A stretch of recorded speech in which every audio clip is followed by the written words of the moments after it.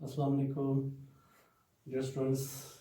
Lecture number 4, matrices and determinants, chapter 1, mathematics class 9, exercise 1.1, question number 3 तक हम लोगों ने किया था. Question number 4 आज डिस्कस करेंगे. Question number 4 है which of the following are equal matrices? Which of the following are equal matrices? A, B, C, D, E, F, G, H, I, J. तो हमने ये मालूम करना है कि कौन से मैट्रिसेस यानी कौन से दो मैट्रिसेस एक दूसरे के साथ इक्वल होंगे. ठीक है, तो अगर थोड़ा रिकॉल करें इक्वल मैट्रिसेस, दो मैट्रिसेस कब इक्वल होते थे. मैंने आपको कहा था दो कंडीशन सेटिस्फाई होने चाहिए. ठीक है, कंडीशन नंबर 1 क्या था कि their order should be same. एक फर्स्ट कंडीशन. दूसरा कंडीशन क्या था, देयर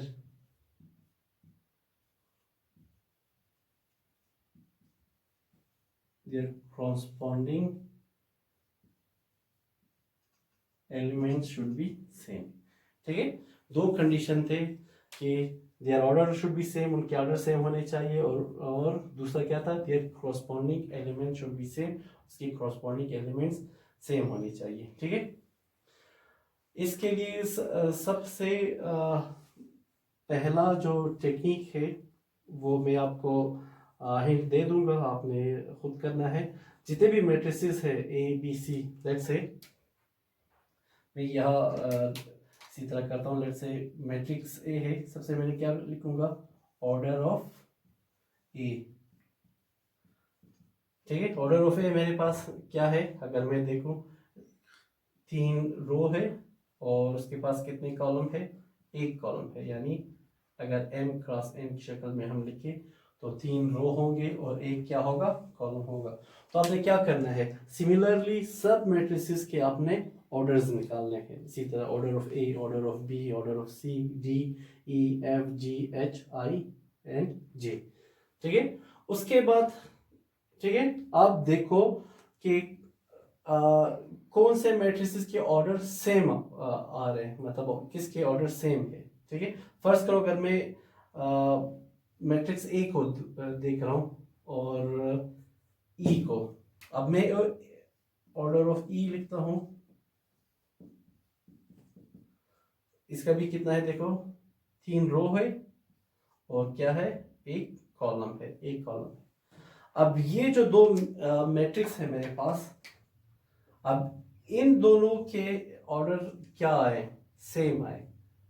ठीक है, सेम आ रहे हैं, तो इट मीन्स फर्स्ट जो कंडीशन है वो क्या हुआ, फुलफिल हुआ कि और their order should be same, order same है.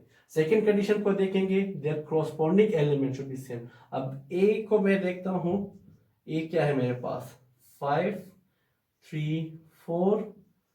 फिर ई को देखता हूं, ई क्या है मेरे पास, 4 + 1, 5 - 2 और 4. अब सेकंड कंडीशन को देखते हैं, देयर कॉरस्पॉन्डिंग एलिमेंट सेम होने चाहिए. यहाँ 5 है तो यहाँ भी 5 आना चाहिए. तो ये 5 है, ये 4 + 1 5 हुआ. ठीक है, 5. ये 3 है, यहाँ पे भी 3 आना चाहिए. 5 - 2, ये भी क्या है, 3. यहाँ 4 है, यहाँ 4 है. तो इट मीन्स कि जो सेकंड कंडीशन है कि कॉरस्पॉन्डिंग एलिमेंट्स भी सेम होने चाहिए, तो इन दोनों के कॉरस्पॉन्डिंग एलिमेंट सेम है. देयरफॉर हम ये लिखेंगे कि भाई A is equal to E. A किसके इक्वल है, E के इक्वल है.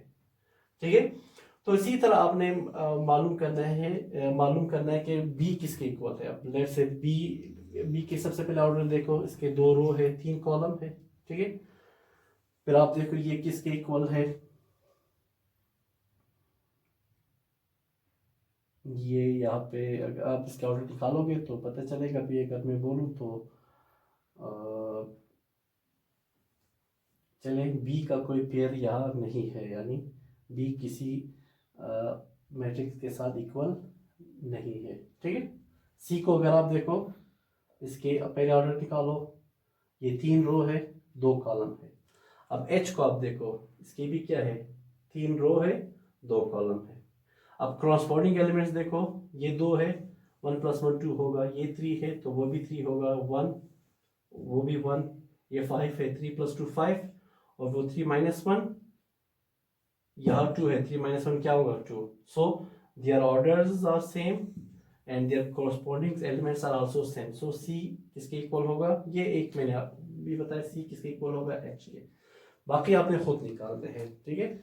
जी का देखो, ई का देखो, एफ का देखो, जो भी है ये आपने आगे खुद निकालना है। फिर भी अगर कोई मसला हुआ तो आप कमेंट करें, तो इंशाल्लाह अगले लेक्चर में फिर इसको भी डिस्कस करेंगे। क्वेश्चन नंबर 5 एक्सरसाइज का सबसे आखिरी क्वेश्चन है find the value of the letters in each of the following matrices. इसके 4 पार्ट है, 2 में मैंने लिखे हैं, बाकी 2 आपका होमवर्क होगा, आपने खुद करना है, ठीक है। Find the values of the letters in each of the following matrices. In 2 आपके पास पार्ट, जो इसका जो पहला पार्ट है, 2 मैट्रिसेस है, इसमें आपने क्या मालूम करना है, वैल्यू ऑफ द लेटर्स, यानी 6 2, यहाँ पे जो ये है ए की वैल्यू मालूम करनी है, ठीक है। फिर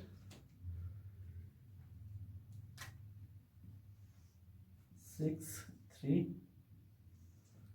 और यहाँ पे क्या है, बी सी, यानी ये ए बी सी की वैल्यू हम लोगों ने निकालनी है, ठीक है। अब कैसे निकालेंगे, एक चीज अगर आपने नोट किया है कि दोनों के दरमियान कौन सा साइन है, इक्वल साइन है। इट मींस दोनों मैट्रिसेस एक दूसरे के साथ क्या है, इक्वल है। अभी क्वेश्चन नंबर 4 में हम लोगों ने डिस्कस किया था कि अगर 2 मैट्रिक्स इक्वल हो तो क्या होंगे, देयर ऑर्डर सेम होंगे और उसके कॉरस्पॉन्डिंग एलिमेंट्स सेम होंगे। यहाँ हम क्या लिखेंगे, if these matrices are equal,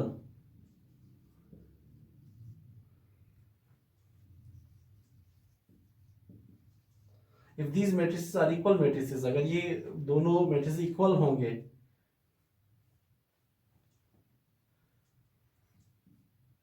then their corresponding elements are always equal, ठीक है।